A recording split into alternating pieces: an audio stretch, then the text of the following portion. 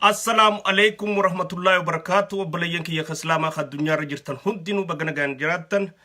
Obboleeyyan kiyya ka kiristaanaa fi kan waaqeffataa hundi keessanuu salaamanni kiyya kawanne irraa buqqee lafa jirtanitti isin haa ga'u. Ittaaqa tafarii saaqi saanqee kan jedhu kanaan gama sagantaa teenyaa jedha. Hunda dura aansee sagantaan irraan tan irraa dubbadhu qabxii lama sadii. Tokkoffaa obbo Jawaar Mohammad maal barbaada karaa biyyaa deemaa jira. Maal barbaadaaf gara biyyaa deemaa jirtu dubban kan lammeeffaadha immoo haala qabsoo Oromoo keessatti amma jiruu fi waan Oromoon ta'uu qabdi jennee yaannu irraa dubbannaa jechuudha. Ambitoo akkamiin ilaalaa jirti. Tana akka gaariitti irraa dubbachuun barbaachisaadha. Sheer godhaa, invite godhaa, xiqqoo boodanii agallaa ittaaqa tafarii saaqi saanqee kan jedhu kanaan gama sagantaa ceenaa xiqqoo boodanii agalla. Galatooma.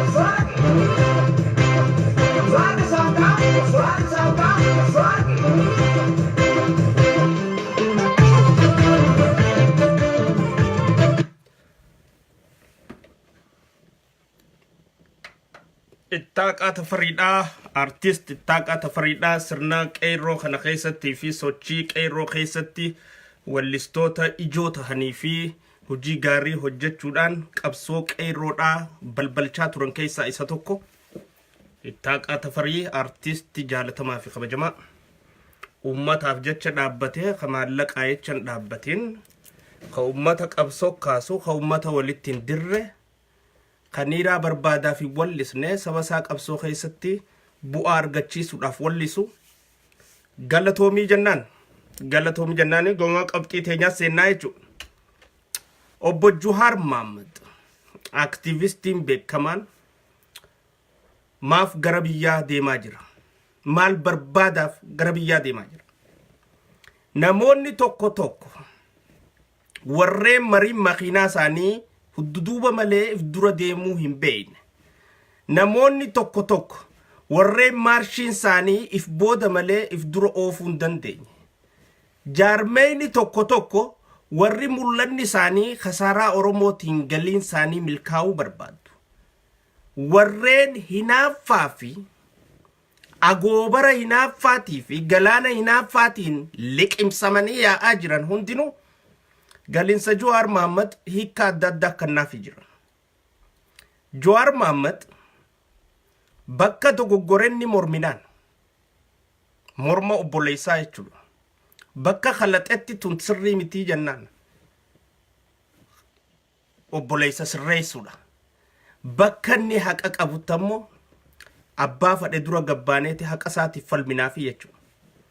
Jawaar Mohammad qabsoo addi bilisummaa Oromoodhaa liqimsitee kaayoo ilmaan Oromoodhaa alalchitee imaammata ilmaan Oromoodhaa sagaratti baatee ilmaan Oromoodhaa qawwee hidhatanii nu dhufan jaanii biyya keessaa taa'anii abdiidhaan adda bilisummaa Oromoota nagaaraa fi dachii jala barbaaduudhaan ilmaan Oromoo bara 27 guutuu gurguramaa itti taphachaa abdii qabsaawaan qabaja'u qofaan Oromoon abdii jechuudha. Abdiidhaan abdiin shanyii facaasime firiin harkattu. Abdiin jaartii fuudhime wajjiraf ilmoon dhaltu. Abdiin naggadime maallaqa tirfiin harkattu. Abjuudhaan rafime hirriban quuftu. Abjuudhaan ka'e karaa hayiwee kanarraa fi karaa feetarra bilili. Bakka takkan dhayitu bakkuma irraa abjuu jirtu san teessa malee. Abjuudhaan Oromoon qabsoon teenya galmanuu ga'u jirti jettee akka gowwoomte if dagattee if booda taftee kara tokkon deemne taasisu irratti shorri addi bilisummaa Oromoo shaneedhaan hoogganamtu daleeydee fi badiin isiin ilmaan Oromoo irratti bara dheeraa kana guutuu hojjechaa turte ta honga qabduu miti ta hanga qabduutii billee ta dhiifamallee qabduu miti. Akka ta'u ta'e immoo namni qabsoota na hirriibaa dha'ee uleedhaan dib godhee lafaa ol kaase isii marattee biddilibsii jala rafu jirtu mudhii isii dha'ee jechuudha. Akka Oromoon hojjettee bakka takkaa baareeydee lafaa utaaltu taasise. Akka Oromoon nulleen edaa akka ummataatti televizyiina irraa haasoynee dantaa teenya galmaan gaachuu ni dandeenyettee televizyiina akka banattu taasise. Gareelee isaanii wajjin jirtu hundinuu galanni akka jirutte abbummaadhaan durummaadhaan jechuudha. OMN uumamuu irratti tirelessly dadhabbii malee abdii kutachuu malee sodaa malee olii gad kaachuudhaan ummata kanarraa waa dhaba jee osoo sodaatin ummata maallaqa fidaan shaneedhaa qunceessite. Ummata maallaqa fidaan shaneedhaa araraafte. Ummata maallaqa fidaan shaneedhaa kophee waraanaa dhume kophee maarree dhume kaalsii maarree dhumeen hirriiba dhorkite. Ummata kana hirriibaa kaasee akka ummanni kun miidiyaa dhaabbatu taasisee qabsoo Oromoodhaa sagalee qilleensa Oromiyaa ni waloo boomsina jee dhaadachuudhaan dhaaduu san jijjiiruudhaan falmaa qeeroo abbummaadhaan hoogganee akka bu'aan irraan tanaatun jaalattanuu jibbitanuu deeggaruu baattanuu osoo isin televizyiina nutti hin bantu jettanii irra rarraatanii miila isaa harkistanii isin jalaa dhidhiitatee didee osoo maallaqa nuti ummata irraa nyaannu televizyiinaan bantee nu agabsuu deemte jettanii irra bobbaatanii isin jalaa didee qabsoo Oromoo qilleensa bilisoomsuu fi warraaqsa qeerroodhaa dhoosuu irratti hangafummaadhaan hojiin inni hojjete qoodni isaa kabajaan isaa bakkuma san jirtiif jechuudha. Irraa irrisuu hin dandeessan. Irraa xureessuu hin dandeessan. If booda irraa deebisuu hin dandeessan. Tana godhee qabsoota dura fullaasuudhaan qaama adda addaati wajjin marii adda addaa dhimma Oromoo irra godhuudhaan mootummaa masaraasii keessa seenuudhaan araraasee qabsoo mana sanii qeerroodhaan biyya keessaa hoogganamtu san abbummaadhaan akka isin lolaastee durummaadhaan abbaan qabsoodhaa qeerroo ta'uu mirkanooyte wahuma fadhee fi tooftaa fadhee amma hundaanuu aktivistoonni akka Xiyyaatis haa ta'u Kabiraatis Kaysaa wajjin iyyaa turan isa booda iyyaa turanis dabalatee ijoollee qeerroo biyya keessaa rasaasaaf jilbiifachuu diddee sodaa ajjeestee if durar qawwee dura dhaabbatte qawwee addi bilisummaa Oromoodhaa hartee oruu keessa biyyaa baate san dura ijoolleen abbootiin isaanii wareegamte qawwee dura dhaabbattee fidaatti baate qabsoon obbo Lammaa Magarsaa akka futtuqas jedhu Muktaar Gatiin akka achi dib jedhu Haayila Maariyaam achi akka dib jedhu Dr. Abiy Ahmed muumichi ministeera keenyaa akka asbaan taasisuudhaan qabsoo Oromoo tana akka isin fuuldura furgaatu taasisanii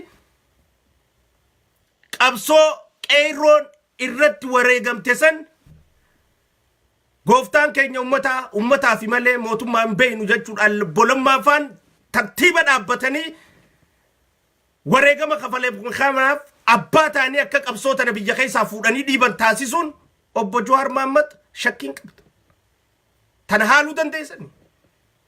Hinaaftuu fi bololtuun maraattuu fi maraataan warri niiraan OMN guurrachuudhaatti biyya alaa kanarraa galii OMN niiraan duraan isin kophee kannaa turtan televizyiinni gaa maqaa dancinneef televizyiinaa jecha uummanni kan nu eegale qabsoo oofutu akka jiru televizyiinni harkee uummanni maallaqa qabsoodhaa jecha uummanni arjoomuutti fufuudhaan wanni isin gootan hundi isin harkaa dankan dakkaa godhuudhaa fi yakkoonni keessan hundi nu saaxilamee abbaa qabsootana qaccarse akka taatan abbaa qabsootana if booda hambise akka taatan abbaa Harargee OPDO wajjin duydaa garaa oli godhee gabrummaa jalatti Harargee hambise akka taatan saaxilamuun keessan hundinuu waan ifa taa'u jechuudha.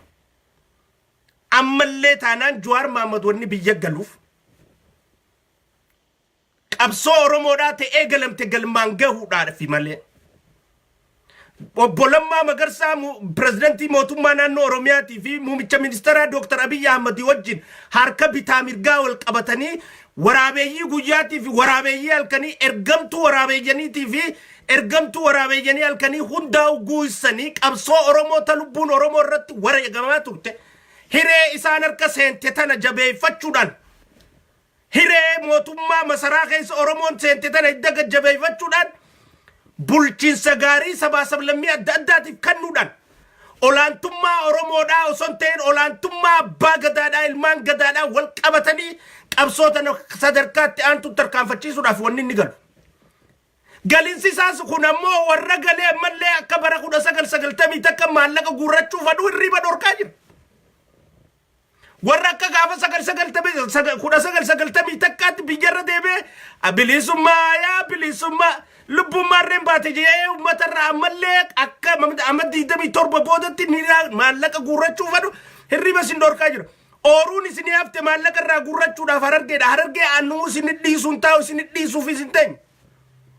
Hattuu achi barbaade baga Harargeen OMN cinaa tokkoffaan dhaabbatte. Baga gargaarte. Nuti ilmaan Harargeedhaa wanni OPDO seenaa isin jechuu jirruuf.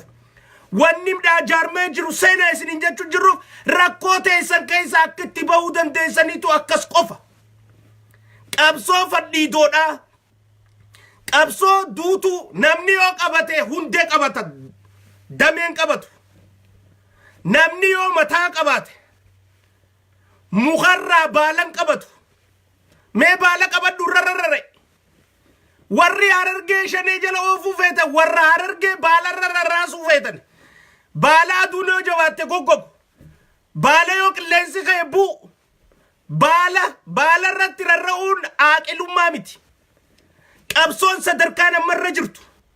Wanni Harargeeniif bulchuu hin danda'iniif Harargeen namaaf bulchuu qabaachuu hin danda'iniif wanni Harargeen muumicha ministeeraa keessa tiim Lammaa keessa mul'achuu hin danda'iniif wanni Harargeen ministeerota keessa mul'achuu hin danda'iniif Harargeetu OPDOdhaan diina ta'aa ture. Hin jirtan. Anis akkasumatti isaaniin diina ta'ee biyyaa beeber.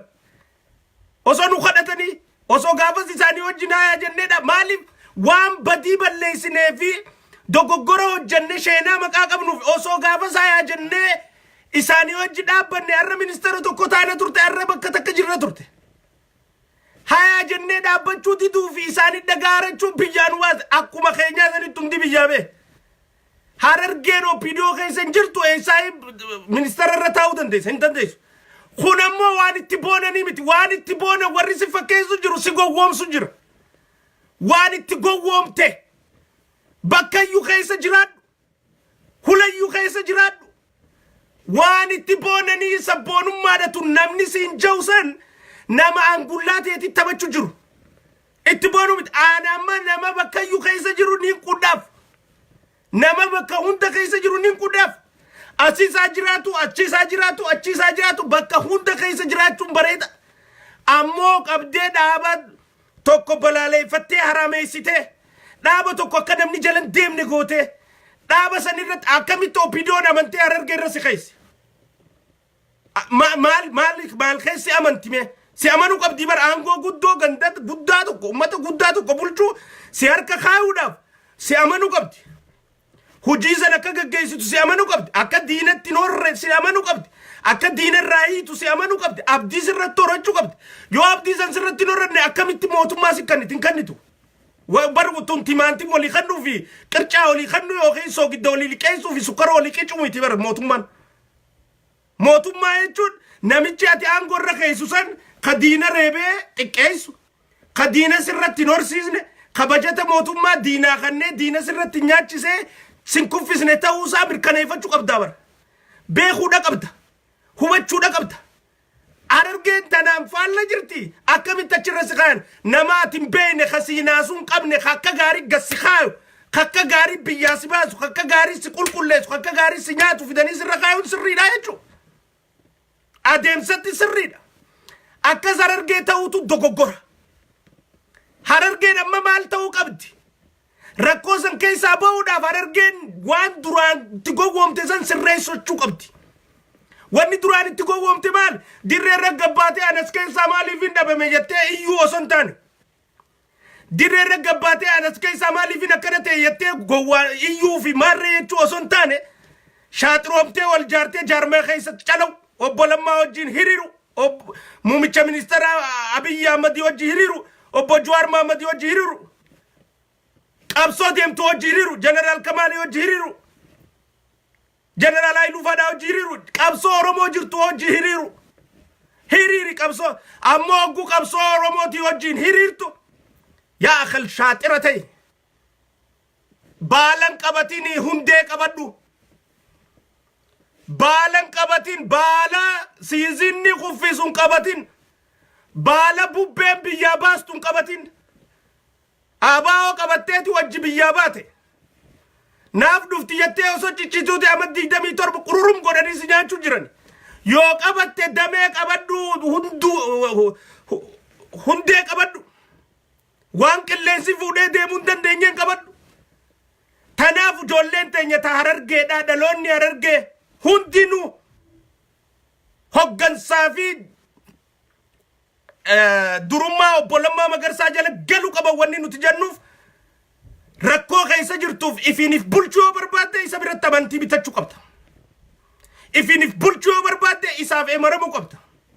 Ifiinif bulchuu yoo barbaadde hanga taayitaan isaa harka jirtutti adeemsanni hogganuu jalatti hiriirtee wajji qabsaa'uu qabda. Ifiinif bulchuu yoo barbaadde diina inni reebii baasi biyyaa siinjee reebdee biyyaa baasuu qabda. Ifiinif bulchuu barbaadde adeemsa obbo Lammaa Magarsaatii fi hoggansa obbo Lammaa Magarsaa jalatti dhumachuu qabda. Period. Tana qofaatu si dandama. Warri har'aan tana ammoo adeemsi kun akkan tolle barbaadu. Kaamallee obbo Jawaar Mohammed biyya galee maallaqa kanaaf deeggarsaaf isaaf maallaqa uummanni buusuun kun dhiiga ija yaasu. Sa obboleessa kee ka Oromoo tokko amma obbo Wantiifaa Dammaqaa Nagaasaa tokko laala. Gaazexeessa which I respect him. Akka gaarittiin jaaladha, akka gaarittiin kabaj, akka gaarittiin ulfees. Gaazexeessaa OMN keessa dalagu. Obbo Jawaariin akka hanganni wal jaalatanii ni beeytan. Okay, adeemsaa hojiin dhaabbattee dhaabee obbo Dammaqaan. Anillee barreesseetiif hin ture obbo Dammaqaadhaaf maali rakkoon jirtu natti mijeeni. But I respect him. hamtuunaa fi Jawaari fi isaa fi Jawaari duukaa maqan barbaadiniif tanaan ta'e jeenaan deebisne dammaqan naaf hin deebisne gizee biraa gizee waa oli barre wanni jiraan ammoo maal taate gizeen jeeni gaafadhe deebisaan aan deebisne wanni deebisiniif maali akkaan dubbii oowwisuun fadhinii jechuudha akkaan dubbii tanarraa gabbee haasa'uun fadhinii jechuudha amma obbo Jawaar deeboo jaallan kiyya nagaa hangalaa jee obbo Jawaaris OMNs eebbisee qaceelchee jechuudha Oromoon tana ta'uu qabdi bakka period gabbaatee qabdii fixee seenit Salamoon Hungaasheetu guyyaa duraa na yaame jettee kijibuun qabdu guyyaa gaafa jalqabaa marreen na yaame jettee maaliif viidiyoon si gabbaa wal lollee ettee nama tokko hangalafeetti nan gushin wal dhabne ettee nama tokko hangalafeetti nyaatin gaafa nuti qeyroo dura saaxillu maaliif walit deebi'uutu jira amma bodo maqaan kaleessa kayati OMNs jaallan kiyya OMN warri biyya galtan hundinuu nagayaan naa dhaqa milkiidhaan naa gala obboleeyyan kiyya hundinuu jee faaruudhaan nagayaan gaggeessa jechuudha Oromoon takkasii ta'uu qabdi hogguu walitti aartanillee faaruu wal gaggeessu qabda hamtu walii gabbaatee dubbachuun qabdu sadarkaa amma hangam takka maqaa nagaasaa nama bilchina qabu ta'uu naa galaa jechuudha hangam takka amma boodallee hireen isaa fi Jawaar wajji dalaguudha guddaa fi balloo akka jiraattu akka taasisu jiruun naa galaa jechuudha maaliif namni gizee walitti hujiin adda baaste yoo dhagaa walitti harkate harate hogguu hujii walitti deebisuudhaaf hireen dhufteellee lakkinni san gaafa san akkas jee asin deebisinaa nutti dhufa yoo callisee obsee guyyaa kana dabarsee gaariidhaan dabarsee Jawaarilleen sheenee kottu jechuun mala innilleen sheenee kottu wali boo'uun mala jarri kun dhufee boru Oromoon sadarkaa tanarra ta'uu qabdi saniif obbo Dammaqaa wanni inni godhe isa perfect jechuudha that is why I love Oromoon takkanaa ta'uu qabdi Oromoon takka obbo muummichi ministeera keenyaa Dr. Abiy Ahmed kakkaan jaalannuu fi kabajnu hogganaan kiyya dhokotaa kakalee dirreen na hogganu obbo Lammaa Magarsaa kaarrammoo dhokotee na hogganu jiru obbo Lammaa Magarsaa jee obbo Lammaadhaaf qooda kaaye arra taklaa ministeera ta'ee dhokotee na hogganu jira kaleemmoo dirree beeti hogganaa kiyya ta'ee na hogganu jira jee obbo Lammaa faarsaa ture jechuudha Oromoon takkasitti ta'ol faarsitu malee ta'olitti naaftuu miti namni Oromootti naafu hattuudha isumaatu Oromoon ta'e namni Oromootti naafu namni wanni Oromootu maabaddi jee lolu taanaan leeccalloo waan sanii qaba amma nuti bar shaneen maa akkana taati jennee lollaabi leeccalloo shaneen qabnaa bara abaa ol qabna haanuu toltu feenaa bara gowwaaf hin galiini malee haa shaneen tun jabaattu feenaa bara haa shaneen tun humna hortu feena haa shaneen tun qaceeltu feena haa shaneen tun tanamayyuu haa taatu feena amma gaashamtam taateeti tana eenyutuun taatu amma gaashatam taatee misilaawu tanama tokkootuun taatu ammoo fadhiin keenya hogguu namni tokko bocoocoo ija tanarraa fuudhi siin jee si bareechuu fadhe si fokkisu yoo fadhe bocoocoo san sirra dhiisa dadhabina kee qaamni si himu dadhabina kee qaamni si hubachiisu qaama si jabeessuu fadhe addi bilisummaa Oromoo Daawit Ibsaa sila arraba keenya fudhateetuma irrina nuti irraa dubbannu hunda sirreeffata amma maal sirreeffata kunoo Eertiraanis qawweerraa guurtee feetan jiraadhaa jetteen feetan galaa biyya jetteen isaanii fi Gumboot Sabaatti hundaa'u akka jiru qawwee Isaayaas irraa fuudhee jira jechuudha talak yoon galu jee laqaaqee gannu ta'a Isaayaas qaldiin beeku dubbii Dr. Abiyyitti qaldiin beeku Dr. Abiyyi Isaayaas rabbiitu ergeef waan akka rabbii ergeetii fi Dr. Abiyyi fi Isaayaas takkaama 27 qofleen beeku taphateen beeku gammadeen beeku hiriiraan waan akkanaa dhufa jee eegeen beeku misooma xayyaara silkiin gadhiifamu naggadni bahara gubbaa maal Isaayaas amma booda yoo du'ee usheenaan qabu ammoo nama achi keessaa hin Abiyyi fi mootummaa Abiyyi jeeqa jiru laqaaqee guuree kan nu ta'a duruun qawwee ikkachiisee jira yoo feetan Eertiraawi ta'a jiraadha yoo feetan ammoo deemaa biyya keessanii galaa jiraadha yoo feetan jaaramaa deemaa biyya keessanii gola biitti nagaa taatee jirti biitti fayyitee jirti biitti fayya qabdi lolaa fi jinniin hin feesisu jeeni qawwee akka jirutti irraa guuree jira osoo Itoophiyaa hin dhufinii qawwee irraa guuree fixe dhugaa jirtu gaatuun kijibaa miti dhugaa jirtu qawwee irraa guuree fixee jira isaanis gimboo sabaattis akka jirutti irraa guuree jira qullaatanaa jira mee wanti qullaan tun ammaan tana Jawaar biyya galeef wanni Jawaar irratti jituuf maal waay harargeen maallaqa yoo busteef harargeen teenyuti ta Jawaarii miti baalee yooni fi maallaqa busteef ta Jawaarii miti yooni fi wallagga maallaqa busteef ta Jawaarii miti yoo shawaa maallaqa busteef ta Jawaarii miti maaliif Jawaarii harargeen maallaqa busteef ati dhufee nyaachuu deemas la ati tu bilisummaa jee haaree gurrachuu deema biyya galtee ummatarraa ummanni barganaa ilmoo si gaafachuu ta'a maallaqa si kennuun ta'u amma isaan sila durun the photocopy ummata akkanatti akka China yaadu wanta kana agarre ummata sammuun isaanii akka durun imma Oromoo nyaachisi nyaadhu ONN kana akkatti biyya galchanii akka Jawaar kanatti maallaqa addunyaarraa Oromiyaa tana keessa maallaqatti guuran durun karooratti guurrachuu jiran amma isaan sheer godha biraan gaa durun maallaqa karooratti baasu jiran akkatti maallaqa kana guuranii maaliif gizee hunda karoora baasuun beekan tilmaama dha'uun beekan gaazexeessonni isaanii yakkamtoota wanni isaan oofan hundi kijiba dhugaata kan qabdu waan kijiba ammaas rabbiitu xiqqeessa waan meenamuma kijibaa laal rabbii xiqqeessaa deema wanti tun ilmaan Oromootiif faayidaan qabduuf rabbi xiqqeessu jira wanni tun faayidaa Oromoo nuti imma miidiyaa kana lamee wal bira dhufanii bar miidiyaan ONN'tis bakka qophiisan numa ture nama diidda billaala ka Itoophiyaa kana nama kuma meeqaan laala ka OMN nama please bar namni beeku qaba gizee namni si jalaa gale gizee namni si jibbe nuti qabsoon amma sirnaa amma irra jirrutti ta Oromoo qabsootti qabduu miti nuti addi bilisummaa Oromoo biyya galuu qabdii jechuu jirraa bar galuu qabdii yoo abaa'oon biyya akka galtu taate ni deeggarra nuti yoo ummata keessa akka galtee qabsootu taate ni deeggarra ammoo biyya galeetiin ummata irraa ni raagurradhee Dubaay fi maarretti ammaas akkuma barametti dalagadhaan hin danda'amtu sana amma booda ummanni misooma isaatiif maallaqa buusa miidiyaa isaatiif maallaqa buusa obbo Jawaar Mohaammed wanni biyyarraa maallaqa wanni buusu jiruuf osoo naafin pirezidantii naannoo Hararii hundaatu bar maallaqa buusu jiraafi eenyutu arge pirezidantiin naannoo Harariidhaa makiinaa ni kanneef Jawaar Mohammediif mana ni kanneef maallaqa Itoophiyaa kuma 100 ni kanneef jechuudha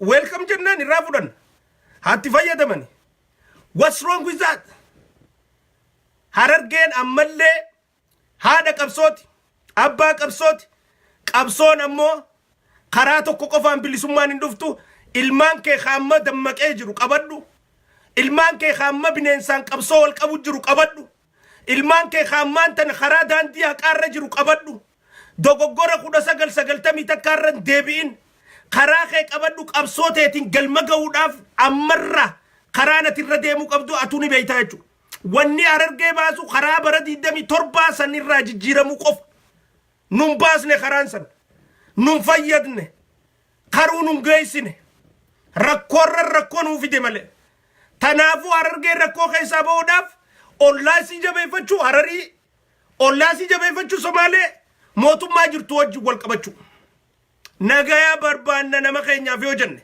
misooma nama keenyaaf barbaanna yoo jenne fadhiidoo ifiifuu maangoone jala rarra'u wanni nu gootu takkan jirtu jechuudha ummanni harargeedhaa tokkoffaadhaan OMN gargaaruu keessaniif isin boon ammallee cinaa dhaabbadha reefuun tana seenuu kiyya duraa sirra maxxanseetu jira ijoolleen qeyroo ganama guma baas aanaa baabbileerraa ol guurratteeti kunoo baasa beekan karaa Finfinnee qaceelaa jirti which is good godhaa jennaan ni haa godhani ta'uu qaba simannaan obbo Jawaar Mohaammed akka gaarii ta'uu qabaaf haqa qaba dhuga qaba Jawaar gizee qeyroo eegalee naatu qeyroo eegalee itti shaneen amma ONN maallaqa akkatti biyyarraa guurratu yaadu jira biyya galee yaa baasmaate qoma paastaa miidiyaan kasaatimi yaa baasmaate qoma paastaa akkatti biyya galee akka Jawaar kana maallaqa guuru yaadaa jira akkamiin mootummaan akka isaanii ayyamu teessu I don't know Jawaariif wanni mootummaan ayyamtee bara abbaa qabsoo ta'uu beeti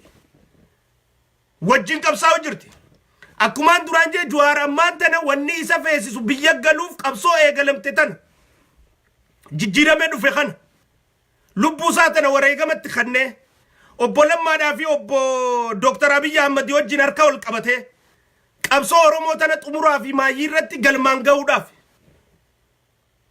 mirgoota sabaa sablammii eeysisu abbaa biyya san qabatee fi bulchu taasisu fadhii fi dantaa oromoodhaa eeysisu galii oromoodhaa galmaan geessisu qabsoo nama booda Juwaarii fi Abiyyi wal qabuu ta'an hin jirtu qabsoo nama booda Juwaarii fi obbo Lammaa wal qaban hin jirtu warri tana hawwaa jirtan hawwiin teessan hawwii manaamaa isinitti taataatu hin jirtu jiraachuus hin qabdu ittiin dhiisnu nutis akka wal qabatanii qabsoo tana galmaan ga'uudha isaanirraa barbaanna wal qabatanii hundi isaanii jechuudha haa qaqqabatanii wal qabatanii walii tumsuu irratti wajji tumsina malee walloluu irratti tokko isaaniitiif hin tumsinu jechuudha halola fidee irra duulla Jawaar Mohaammed wanni biyya galu jiruuf qabsoo oromoo ta biyya baate biyya galchaa jira duraan qilleensaan galchee amma qaamaan deemee galchuu deema qabsoo oromoo warra biyya keessaa qabsaawaa ture sanii wajjini wareegamaa feen bulchiinsa gaarii fi sirna dimokiraasii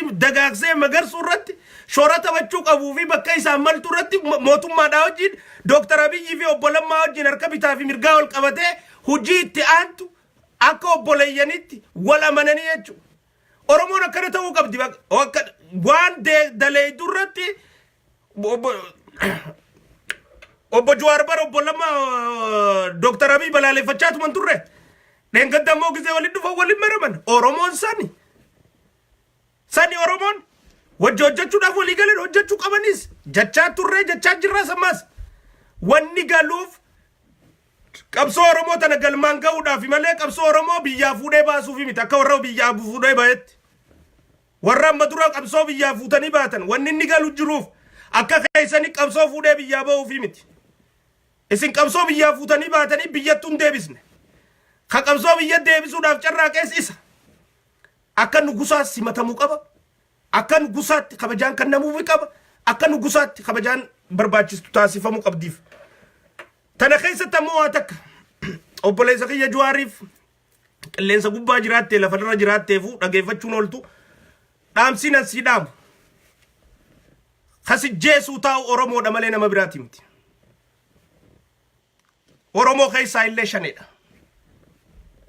eeggadhu sirriitti eeggadhu eega biyya seente biyya keessatti kakee xiqqollee taatu humna ittisaatii fi humna tikaata si eeguu teessu wajjin kanama eegu rabbi akka gaaritti feeke shaneen takka nagayaan nuu galii wanni siin jechaa jirtuuf hogguu du'ee nuti harka keessaan qabnuu jechuuf akka isaanii mijjaa'uuf yoo sirra balaan buutee nuti keessan jirruu jechuudhaaf karaa mijjeeffachuuf nama oromoo kan shaneedha ifirraa eegi bashanee aamuroo yatabarraza kasammuunsaa shaneedhaan xaq taatee jira namni kafirraa eegdu isaanuma kana tokkoffaa siif hin dhaaman ilma oromoo namni cabsu oromoo qofa ilma oromoo namni jeesu oromoo qofa ifirraa eeguun sani jechuudha guddaa tiknikee eeggamu qaba I hope obbo Lammaa Magarsaa pirezidantii mootummaa naannoo Oromiyaatii fi Dr. Abiyyi muumichi ministeeraa eegumsa gahaa akkasii taasisan shakkiin qabu si miti nama biraatiif ni taasisani ati abbaa qabsoo tana isaanii wajjin as geessise you are a team qabsoo tana keessatti wanni isii fi isaan irra wal dhabda takka jirtu tikatee akka isaan si eegu ta'an shakkiin qabu ammoo tika fadhe hanga fadhe eegumsaa olillee ta'u rabbi si haa eegu abbaan if eegulleen dirqama rabbi gabbu'ee nama eegu rabbi si haa eegu ammoo abbaan if eeguun dirqama waan nyaattu irratti waan dhuydu irratti nama hojii taphattu irratti bakka teessu irratti saayitii warra lolee beekuu beeka akkatti ta'anii jira duyda kana ededa kannanii taalaal qoma fi duydaas dirree kannanii taane akkatti warri waraanaa taa'uu jira namni gaara keessa deemee beeytanni ededa gaaraa kanatti hirkatee duyda fuula gizee ta'anillee akkatti ta'anii jira strategic gizee ta'an ifeeguun barbaachisaa murteessa tuqaan teemmoo yoo qeensi sirraa cabe qabsoon oromootun akkan kaanee fi akka galman geenye irratti akka balaa fi dachii fi samii waliin laaqamtee namni dubbiin Oromootu bocolomuu teessu akkanan nan mul'ataa jechuudha. Tanaafu wajjaaneelleen waraabeeyyiilleen ha guyyaa aduu guyyaatiin injineerticha san ajjeesanii fidanii masqala addabaabaay kaayanii biraayaan. Tanaafu ifeeggannaan cimaan ta'e godhachuudha qabdaa jechuudha. Ifeeggannaa cimaa ta'e rabbi si haa eegu. Ammoo tiknitee ifeeggannaa ultimate wantiin kee ifeeggannaan ta'e warra si eeguun dachaa ta'uu qabdi jechuudha. Akka gaariitti ifeeguu danda'uu qabda rabbi si haa eegu. Rabbi si haa tiisu. Miliyoonni 50 gaa ilmaan Oromoo si wajji jiran miliyoonni 50 si eeguu hin danda'an si jala yaa'anii ammoo ifeeguun barbaachisaadha tikateeti irratti. Tasanii alaa wanni Jawaar Mohammad galuuf gargaarsi OMN sagalee OMN dha. OMN ka miidiyaa boqqolloodhaa wala boomse. Ka miidiyaa ETV dhaa wala boomse. Miidiyaan dhugaa malee kijiba dubbachuu kan qabne irratti. Miidiyaa biyya keessaallee akka dhugaa dubbatan. Akka badii mootummaa dubbatan. Akka badii mootummaa gabaasan ka taasise OMN dha. Isaan qaraasise miidiyaan haqa dubbachuu qaba. ETV ganama galgala namni ilaalle kana kaamma namni 2,300 tara takka seenee ilaalu kana akka namni seenee ilaalu ka taasise OMN dha. Dhugaa dubbachuu qaba. Dhugaa malee man dubbatan fittiin dubbatan amma joolleen qabsaa'otni jalarraa ol dhufu jirtu xixiqqoon tun hundinuu kijibaan nama bulchuun hin danda'amu amma ni beekti. Bamaach barbar agar limarraa ichilim hattummaa fi soobaan biyya hoogganuu hin dandeessu qabsoo hoogganuu hin dandeessu. Inuma tanaafu OMN biyya galuun qabsoo Oromoodhaa jabeessa qabsoo Oromoodhaa sadarkaatti aantu caalchisa. Tanaafu OMN biyya gizee galee maayikiraafoonaa fi miidiyaa qofa qabachee deemuu qabu meeshaa isa barbaachisu harkachuu qaba waan isa barbaachisu harkachuu qaba. Waan kana hundarratti hojjechuudhaaf ammaas deeggarsi uummanni keenya isaanii godhu jiru maallaqaan gizee tilmaamamu shanee tanaan maraachaa beeka. Miliyoona 500tu karoorfame Oromiyaa guutuurraa guurramuudhaaf. Miliyoonni gurguddaan galaa jira. Shaneen amma miliyoona 500 gizee dhageessanni albaati albaa deemti. Gadhiiste albaati. Inyaan abban mabilaatii nabbarabbanee nuutuu nyaachuu qaba turte. Miliyoona 500 san keessaa bar miliyoona 200 meeshaa bitanii 300 nyaachuun ni danda'amti. Shaneen gaasilaa'uu hisaaba Chaayinaa irraa miliyoona 50 fidanii meeshaa miliyoona ngana nyaachuun ni danda'amti. Aboo kana eessumaa kun nu dabre jaaniiti ifirratti albaan. Aboo kana akkamuma goonaa jaanii bar qarxaasa bakkatti dhaqanii qabanii bar. Sheekhaa fi kana waan nama maraachaa bira bakka dhaqanii qaban silaa Jawaar maraateef ni fadhan. Silaa maraateef maaliif karoora baafachuun beekan. Zigwalla ዱሎመኒ ጅረኒ እንዳሉ ያዛውንቶች ክለብ ናቸው የለም ከጊዜው ጋር መራመድ አይችሉ የሮጅ ኢንተርካፈቹ እንደንደን የሮን ጨንሰ ጋፈቲ ኢሳን ነመ ጉርጉዳዳ አፉራት ጭታ የሮን ሪበዳ በኒያቱ በርባችቲ ኢሳን ወሶቲ ሐሰውኒ ወረረፉ ሙጋቤዳ የሮን ዱብሳ ወደለጉ ደፈቲ ቴክኖሎጂ ዳውጂ ኢሳን ቴክኖሎጂ ፊሳኑ ኦሊምፒክ ወሎላ yeroon namatti gabbaatee nama dura dhaabbattee haasofsiistee amansiisuu feeti isaan nama amansiisuun isaanii qawweeni rasaasa amansiisi godhiidha amansiisiin isaanii qawweedha nama dura dhaabbatanii amansiisuudhaaf taayitaa qaban warri koonyaa isaanii kun hundinuu azaawuntoች ክለብ ናቸው ወራ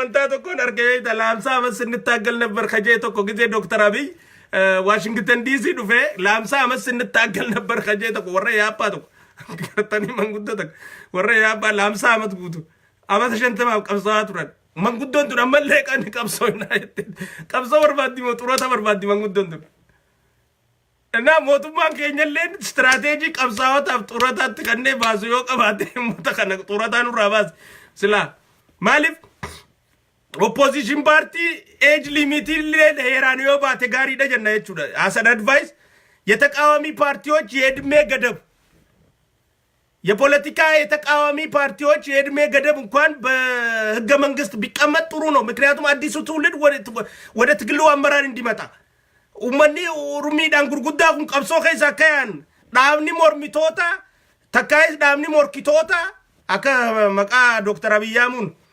የተቃዋሚዎች ሳይሆን የተፎካካሪዎች ድርጅቶች የእድሜ ገደብ በህገ መንግስት ቢጣል ምክንያቱም ተፎካካሪ ስለሆኑ መንግስት አያገባውም ብሎ ያለ እድሜ ገደብ ይንቀሳቀሳሉ። ለሌላ ወጣት ክፍተት መስጠት አይችሉም።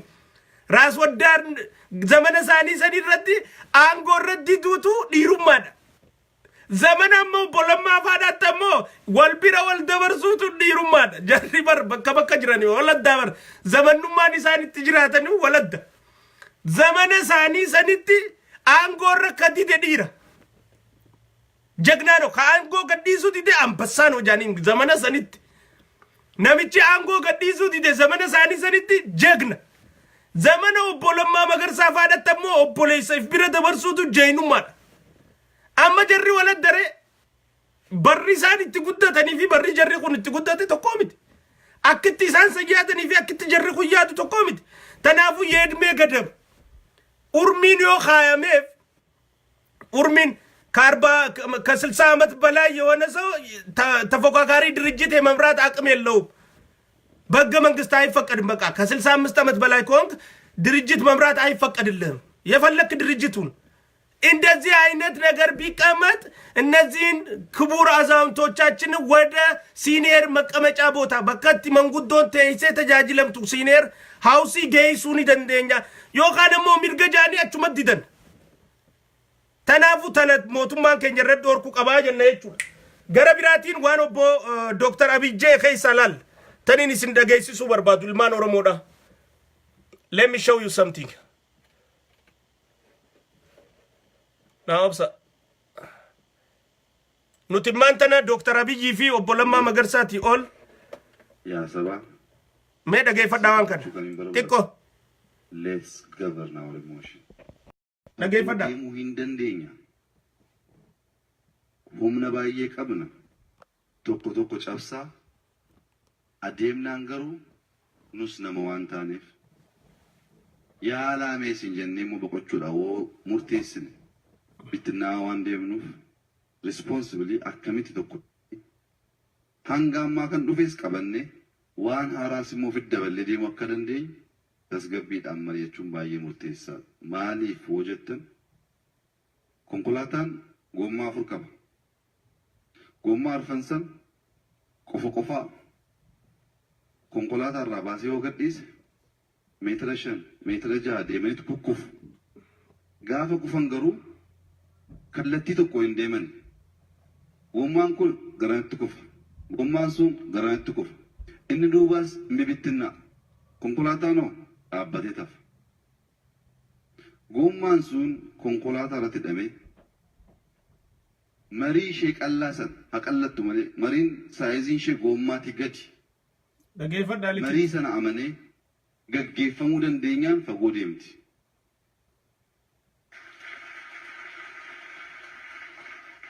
Gommaan furdaa waan ta'eef qilleensaan guutame bokokee jechuudha. Marii ishee qalloo andarmaayin godhee jennaan gommaa ta'ee tafa malee makiinaa baatee hin deemu.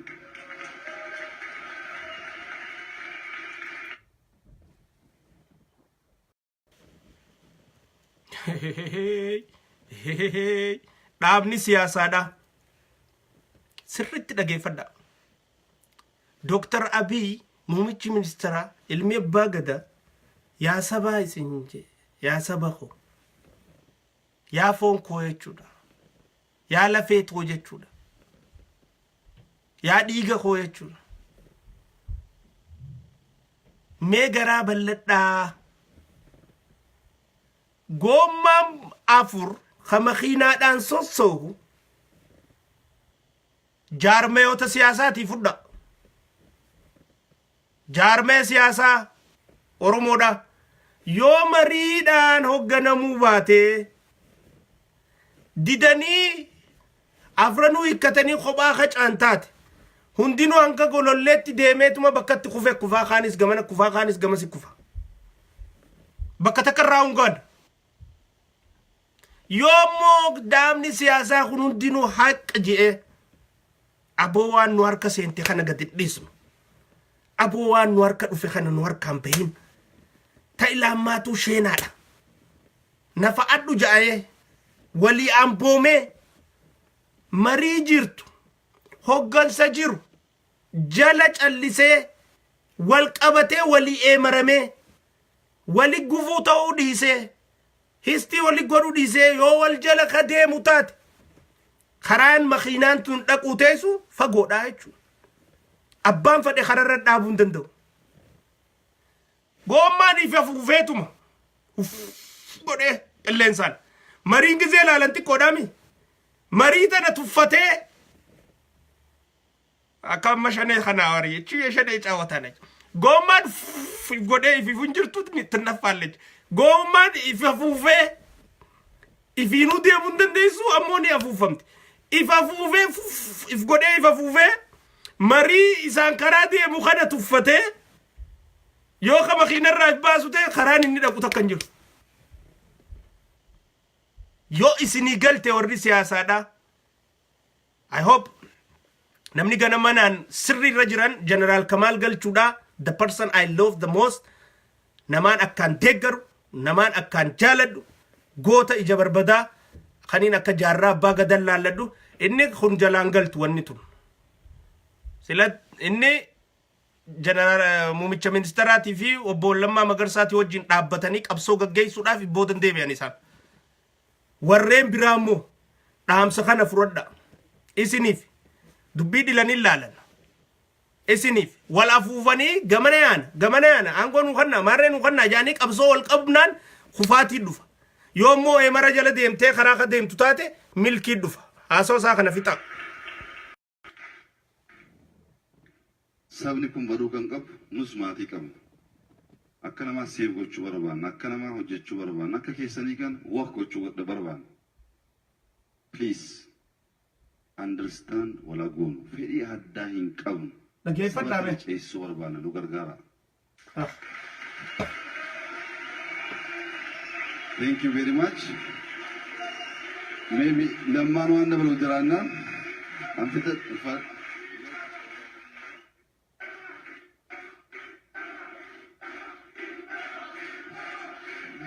baay'ee galatooma kabajamoo pirezidaantii mootummaa naannoo Oromiyaa obbo Lammaa Magarsaa osoo yeroo tokko garanatti nu dhuftanii sirna gabaabaa uffisaa tokko qabna. Uffisni ulfina jedhamuuf karaa kana deemanii kabajaa nu godhanii dhufanii osoo uffifne hin gallu waan jedhaniif agartanga yaa saba wal hubannu kaayoon nuti jirruuf hojjannuuf taaddaatiif ta kophaan qabnu wanni nuti hojjannuuf taaddaatiif ta kophaan qabnu oloof hime khabira tokko jira kaniin dhageessisuu wadhu ko kaayoon nuti qabnu taaddaan jiru tanaafuu yaa obboleeyyan kiyya haawal dhageeffannuu haawal jala yaanuu haawal wanta goonu more I need more ja yooni fi waan kana godhuu dandeenye kufaatiin ni dhufti yoo waan kana godhuu dandeenye kartu kun dhagu if you don't understand each other you understand wal godhuu dandeenye isa geessa you have to understand each other qabsoon tun ka gufachuu dandeessu yoo lafaan deebine qofa tanaafu obbo Jawaar Mohammed nama kan kabajnuu fi jaalannu hujinati Oromoodhaaf hojjette layyoodhaa miti laaftuu miti amnatee Rabbiin nagaan si ageessu Rabbiin nagaan ummata keetii wal si agarsiisu yeroo gabaabaa keessa nulleen ni yaana yoo Rabbi achi wal harkaa jee wal agarra ammoo eegumsi barbaachisaadha eegumsi jabaadha eegumsa jabaa barbaachisaa godhachuu qabda dhaamsa kiyya warri bira jirtanillee akka gaariitti akka eeydanii fi wal eeguun barbaachisaadha jenne jechuudha. Gara biraatiin qabsoon Oromoodhaa sadarkaa ammarra jirtu irratti sabaa sablammiin adda addaadhaa Oromoo irratti Dr. Abiy rakka'uudhaaf tattaafachaa jirti. Uummanni adda addaadhaa faallaa godhaa jira. Waatuu dhadhalachaa jira warra waa hordofuuf. Oromoon yoomuu oluu wal jabeeffattee deemuun ammarraa eegala. Oromoon yoomuu oluu wal dhageeffattee deemuun ammarraa eegala. Oromoon garaa bal'attee walii obsitee dhiifama walii gootee wal tarkaanfachuu danda'uun ammarraa eegala. Nuti diinummaa walii qabnu hin qabnu. Adawwummaa walii qabnu hin qabnu. Hinaaffaa dhaabuu qabna walirratti. Hinaaffaan eessaa'u nama hin geessitu. Wajjin qabsooynee uummata saba kaayoon teenya saba milkeessuu yoo taate. Kaayoon teenya uummanni keenya gadadoo keessa jiru keessaa bahuu yoo taate. Wanni walitti naafnuuf hin jirtu warra. Anaan milkaa'ite si milkooyte kaan hin milkooyte wanni barbaannu uummanni milkaa'uudha. Yoommoo maqaa uummataatiin waaniif milkeessinu qabaanne hogguus walitti naafuun ni jirti. Saniifuu akka Oromootti Oromoon garaa walii bal'attee wal dhageeffattee wal jala deemuu danda'uudha qabdi jechuudha. Hoggansi obbolummaa Magarsaatii fi Dooktar Abiy Ahmad kannaa jiran qabsootana bakkarraa kaatee as dhufte ilaaluu danda'u qabdan. Suuraalee isaanii ilaaluu danda'u qabdan gaafa isaan kun haasawa kanatti gasseenan. Gaafa hidhamanii ajjeefamuu kaan. Gaafa maxiraan itti bahee hidhaa seenuudhaaf isaan irratti waa meeqa hojjetamaa ture. Irraanfachuun qabnu. Yaadachuu qabna. Karaa laafaan dhufne isaan kunis. Laaftutti as hin geenye. Dhaloonni ammaa kun gara bal'ina qabaachuu qaba. Hogguu jennu dantaa isaa baastu beekuu danda'u qabaadha.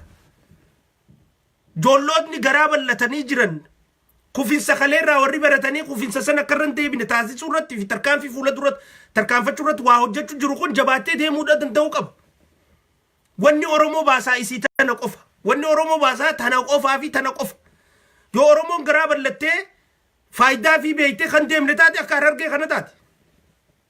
Harargeen garaa bal'atti. Ammoo faayidaa si beeytee deemutti hin jirtu. Arjoomina qabdi Harargeen. Ammoo waa amantee eega bakka takkatti waa amantee waan san jalaa hoon taane jettee deebi'uu hin beeytu. Khasaaraa akka duraanii irra deebinee khasaaruu hin qabnu jechuudha. Sabboonummaan nurraa irratti hin jirtu, sabboonummaan nama keenya irraa irratti hin jirtu. Gadadoon dilli nama keenya irratti deemu kun dogoggora bara 27 ilmaan Oromoo kan Harargeedhaa ifiifuu fidne.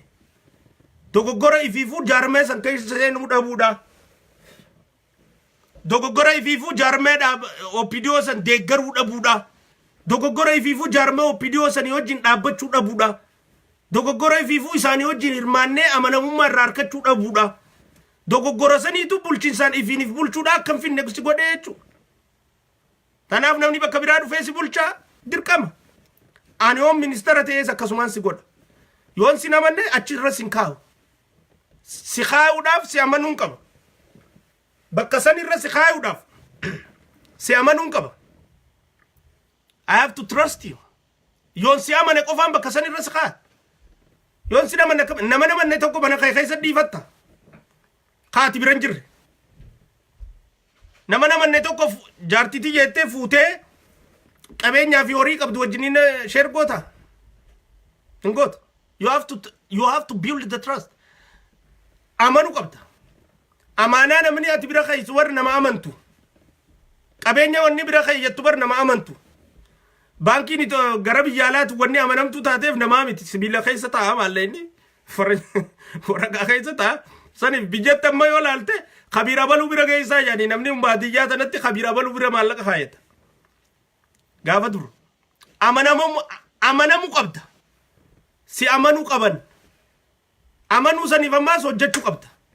Hojiidhaan amanamummaa bitatta. Hojii saniitu irruudha. Amma immoo hojii sanis seenuun barbaachisa. Ammallee girrigirrii hoyyee siyaasaa tanaan shawwadamtanii ijoolleen Harargeedha. Warri biyya keessa jirtan qeeroon biyya keessa jirtan Harargee ilmaan Harargee particularly dhiichisa dhaaba siyaasaa garagaraa kanaan if gowwoomsitanii ililbee dhaaba siyaasaa garagaraatiin if irraanfattanii akka gaafa 1999tti baalarra rarraatanii qilleensiif sin fuudhee biyyaa isin hin baasin. Nuti warra baalarra rarra'ee biyyaa bee. Ammallee taanaan baalarratti irrarra'ina hundee qabadhaa yoo qabattan. Bakka laalladhaa waan buqqa'uu qilleensi buqqisuu hin dandeenye. Waan roobni galaanni fuudhuu hin dandeenye qabadhaa. Hogguu waa laallatu namni akkasi godha. Tanaafuu san irratti jabaachuu qabna. Wanni guddaan hin gadi dhufeef obboleessa kiyya obbo Jawaar Mohammad karaa biyyaa deeminsa isaa irratti shaneen dhiichisaa jirti. Gama kaaniin maallaqa isaa OMN'if guuramu irratti hinaaffaan gaafa baasisiisaa jirti. biyyaalatti afaan nu qabee biyyattis galee afaan nu qabuu deema jaaniiti dhiichisaa jirani. Saniifuu Jawaar wanni deemu jiruuf maallaqa afaan isin qabuuf osoo hin ta'in uummata Oromoo gabroonfataa jiru takkaa fi maayyiidhaaf afaan isaanii akka qabatanii dhabaman taasisuudhaaf galaa jira. Warra isaan kan akka jiraatuu fi maallaqa guurrachuu irratti fadhii qabdan ammoo isinii milkooytuu isiniin jechuudhaaf hin gadi bahee jechuudha. Wanni inni galaa jiru qabsoo Oromoodhaa ta'ee galamte ilmaan Oromoo obbo Muummicha Ministeeraa Dr. Abiy Ahmedii fi dhiifama. Ilmaan Oromoodhaa Dr. Abiy Muummicha Ministeeraa Dr. Abiy Ahmedii fi Pireezidantii Mootummaa Naannoo Oromiyaa obbo Lammaa Magarsaatti wajjin harka mirgaa bitaa wal qabatanii qabsoo Oromoo tanaaf dura tarkaanfachuu qabanii amantii teenya jechuudha. Amantii teenya tanarrattiif booda deebi'uun qabu. Amma boodallee waan barbaachisu hundaan karaa biyyaattis bakka fadhettis cinaa dhaabbachuun dirqama keenyaa jechuudha. Qabsoo Oromoo tanarratti gumaatni inni godhe laafaa miti. Biyyatti ogolee obbo Lammaadhaa fi Dr. Abiy wajjin harka bitaa mirgaa wal qabatan bakka isaan qabsoo Oromoo tana geessu ta'an laaftuudhaa miti jechuudha. Kanaafuu hoggansa isaaniitii wajjin walitti makamuudhaan waliin hojjetan jenneeti abdii qabna. Rabbiin nagaan haa geessu, Rabbiin nagaan isaa haa tiisu, isallee keeftiisu Rabbi haa godhu. Hedduu si jaalannaa nagaan galisiin jenna. Warreen ammoo hinaaffaa akkanaa irratti dibbee dho'itan sadarkaan Oromoon irraan tan irra jirtu bakka walitti hinaafnu miti. Bakka walii qudhinu irra jirra. Bakka wal nyaannu miti. Bakka wal utubnu irra jirra. Nutu yeroo hedduu gabbaanee shanee jechuun wanni irraa dhiisneef baramma yeroon ta'u wal nyaandatanii mitiidha. Bakki adda dheenus takkan jirtu. Bakki adda dheenus takkan jirtu. Wanni dhuunfaatarra wal lollees takkan jirtu. Jaartii takka fuunee sanirra waliin lolle, qaadhimaa takka qabaannee sanirra waliin lolle, ooruu takka qabaannee sanirra waliin lolle, dukkaana wal cina banannee narra magaalaa uwwiste jennee sanirra waliin lolle. Wanni irra wal lollu takkan jirtu. Wanni irra wal didu jirru akkaataa fi adeemsa uummata keenyaa ilaalchisuu irratti wal dhabaa jiru. Tanaaf ammaas wanni uummata keenyaa gusirrooyteen hundinuu sirraa'uusii maqaa feenuuf. Yookaan sirraa'uusii jibbutaa ammallee lolatti fufu yookaan sirraa'uu fadhu jiraate immoo nuti immoo yeroon taqawwee dhawanii miti. Yeroon ta uummata ifii qabsoo wal qabanii miti. Yeroon ta amma ifii walirra bobba'anii miti. Yeroon ta amma ifii wal xiqqeessanii miti. Yeroon ta amma beekaa fi akka obbo Lammaa Magarsaa akka Dr. Abiy irratti afaan bananii iyyanii daawon itti ja'anii miti. Akka sabni biraa eenyu arke Taammaany Bayyanadha. Viidiyoo san silaan agarsiiste. Taammaany Bayyanadha tokko. That is why I love Taammaany wanni inni anfadhu maali? He knows gizee wanni takka gale ni beeka. Taammaany Bayyanadha. Dhiyoo tana show me more videos. Taammaany Bayyanadha dhiyoo tana. Taammaany Bayyanadha dhiyoo tana miila Dr. Abiy irra kufe. Maali Abiy way Taammaany wal lolee beeka. Abiy fi Taammaany way maalirra wal dhaban? Eessa wal dhaban? Kabajaa jechuun guyyaa dheengaddaa haati dhufee si qeebaluu dhabuu kiyyaaf jee miilarra kufe. Respect. It's all about respect. Wanni hundinuu kabajaadha. Yeah, hunooti. I think. Let me show you that video. In case yoo warraa barachuu dandeessan.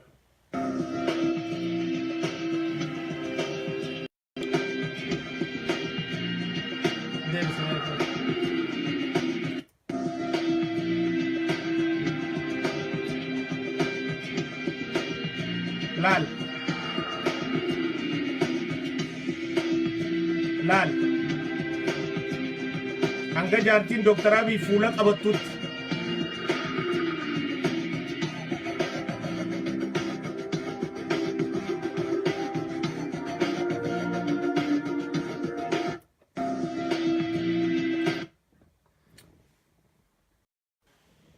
Shirgigaatee kufee lafaa ol qabee isinitti hin fakkaatin.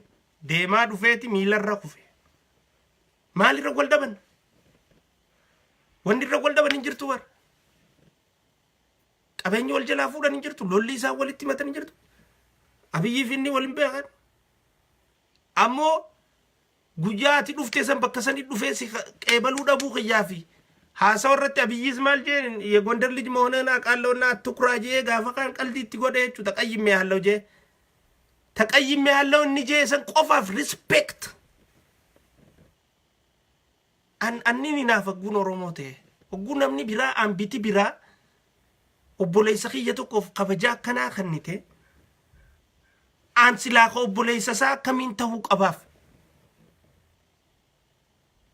maali wanni ni an ta'uudhaan malee obboleessi isaa silaa an ka obboleessa maaliin ta'uu qabaaf booyuun qabaaf arrabsuun qabaaf xiqqeessuun qabaaf laal jaartii Dr. Abiy fuulasi laal akka harka lameen inni qabdee ajaa'iba jettu hanga ummanni hundi baaragutti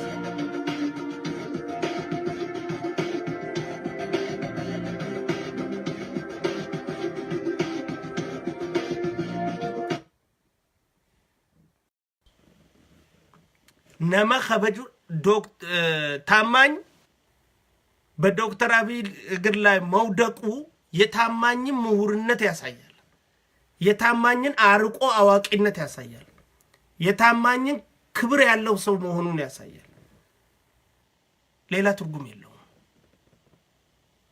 ምንም ሌላ ትርጉም የለውም ምን ያህል የማይኮፈስ ምን ያህል ራሱን የሚያከብር የተማረ ሰው መሆኑን የሚያሳይ ነው መማር አለብን ከዚህ አንዳየው አልደመርም የሚል ቪዲዮ ደግሞ አይቻለሁ ትላንትና ማታ መደመር ነገር አልገባኝም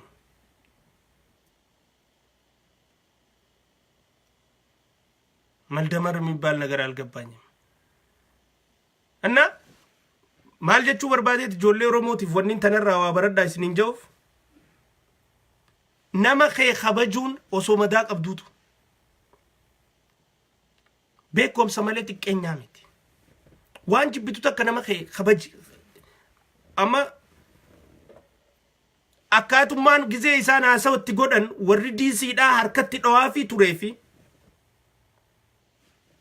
አካቱማን ወርዲ ኸኛ ሚኒሶታ ዳት ያርከ ዶዋ ቱሬው ተኮሚት ኡልፊና ኸ ነማ ኸቲፍ በከበር ባቺሱ ከኑን ነማ ኸቲ ቀይሱ ደቡን ነማ ኸ ነምኒ ቢራ ነማ ኸ ሰን አከ ከበጁ ታሲሰ ማለ አከ ነምኒ ቢራ ትፈቱን ታሲሱ አማ በርጀሪ ቶኮ ማል ጀቹ ጅሮ ጆሌን ኦሮሞቱ በላላይፈቹ ጅርቲ አብይ ፊ ዶክተር አብይ ፊ ኦቦ ለማ ዳኑቲ ማሊፍ ደገራ ጃኒቲ ወረ በላላይፈቹ የገሌ ጅራበር ወሪ ኦሮሞቱ በላላይፈቹ ጅረን አብይ ፊ ለማዳ ኑቲ ማሊፍ ደገራ ወረጀ በላላይፈቹ ጅሩ ጅራ hanga fadhetau nama khair gargar cina dabbad yo singali nutillen kaayo qabnu dhisneet jara kana deeggaru jira gudun fineech kheenye kaayo teenya malif ilmo oromo tokko masara khaysa nusene afan fadhe hadubbatu ilmo oromo tokko manasan kaysa ajaja khanu jira wan fadhe hadubbatu hanga fadhe taatu hanga fadhe turtu dubbin oromo oluma siqa deemti dubbin oromo guddachatuma deemti dubbin oromo bareedatuma deemti dubbin oromo da tolatuma deemti sanifu waan kan irratti akka gaaritti beekuufi irratti hojjechuu feesisa namni keenya nama keenyaaf ulfina barbaachisuu fi kabajaa barbaachisu waa kanneen nuuni sininja dhugaa rabbii dubbachuudhaaf Dr. Muummicha Ministeera Dr. Abiy Ahmed yaa foonko yaa sabako yaa qomoo hojii oggu dubbatuu fi obbolammaa magarsaa oggu akkasi dubbatu oggu laalan isiniin karadha jaabar haasaa hunda keessa lamminaachዋለሁ አዛቸዋለሁ እንጆ አሳውቃቸዋለሁ እንጆ ጎዳ እንጆ እስኒን ከረዳጀ it's a gift ይዳርገን wise people itti fayyadamu danda'u danda'u qabna tanafu warreen oromoon ta'ini qabsoo oromoodha hongeessu barbaadan warri abara dheeraa qabsoo oromoo hongeessaa jiran turanii fi kunundinu qabsoo oromoo irratti dhiibbaa godhuudhaaf ammallee shaakalaa jiranii asii lolu jirra achi dhiitu jirra achi kana taana yaani nama oromoo kana daadargeessu irratti waan fadhan sossoon mirga qaban abbaan fadhe lolu yoo fadhe ammallee loluu ni danda'a ammoo yeroon ta lolanii miti isiniin jechuu jirra yeroon ta'ii fi wal loluu miti tanaafu tanarratti jabaannee deemuu qabna ክብር ለሁላችንም መሰጣጣት መቻል አለብን መከባበር መከባበር ማለት ልዩነትን ማጥበብ ነው፣ አንድነትን ማስፋት ነው። ስለዚህ ነገሮችን በተለየ መነጽር ማየት፣ ከስሜት ወጥቶ ነገሮችን ማየት ባለፉት ዘመናቶች ለ50 60 ዓመታት አማራና ኦሮሞን ሆድና ጀርባ ሲያደርግ የነበሩ ነገሮች በርካታ ናቸው። በርካታ እነዛን ነገሮች አጢኖ እነዛን ነገሮች ለየት አድርጎ አውቆ ላለመባላት መሄድ ወሳኝነት አለው። የማንም ብሔር ማሊፍ ነመለመንታኔ ሰብኒ ቶኮ ማሊፍ አባ ፈደንታኔ ከመከባበር ነው አብሮ መኖር የሚመጣው። ከመከባበር ነው መፈቃቀር የሚመጣው። ከመደማመጥ ነው ዘለቄታ ያለው ነገር ሊበቅል የሚችለው። የማትከባበር ከሆነ የትም ልትደርስ አትችልም። የማትደማመጥ ከሆነ የትም ልትደርስ አትችልም። የምትናከስ ከሆነ ደግሞ የትም ልትደርስ አትችልም። መቼም ቢሆን ስለዚህ አንዱ ሲሳሳት ሌላኛው ከመሳሳት መታቀቡ ወሳኝነት አለው። አንዱ ሲናደድ ምናልባት አንዱ ጥሩ ሙድ ላይ ላይሆን ይችላል፣ መጥፎ ሙድ ላይ ሊሆን ይችላል። አንደኛው የፈለገ ነገር ሲዘባርቅ ሌላኛው ችሎ ማሳለፍ መቻል አለበት። ስለዚህ በመከባበር ላይ የተመረኮዘ ፍቅር ዘለቄታ አለው። በመቻቻል ላይ የተመረኮዘ ፍቅር ግን ዘለቄታ የለውም። መቻቻል ውስጥ መበደል ስላለ ቻለው አጣርገው እንጂ የሚለው ነገር አይሰራም። እዚህ መቻቻል ውስጥ በደል አለ። አንዱ አንዱን እያስቸገረ ነው። መቻቻል የሚለውን ቃል እኔም አልወዳትም። መቻቻል የሚለውን ቃል አልወዳትም። መቻቻል አንዱ አንዱን እየበደለ ነው። ስለዚህ አንዱ ታግሷል፣ አንዱ ግን እየበደለ ነው። ያ በደል መርዝ ይሆንና ያ በደል ቁስል ይሆንና ያ በደል ይፈነዳና መታገሱ ያበቃል። መቻቻል አያስፈልግም። አይ ጥሩ አይደለም። መቻቻል አይደለም የሚያስፈልገው። የሚያስፈልገን መከባበር ነው። መከባበር ውስጥ ክብር አለ። መከባበር ውስጥ ፍቅር አለ። መከባበር ውስጥ መደማመጥ አለ። መከባበር ውስጥ ይሉኝታ አለ። መቻቻል ውስጥ ይሉኝታ የለም እኮ። መቻቻል ውስጥ ፍቅር የለም። ስለዚህ ተቻችሎ መጓዝ መቻል አለብን።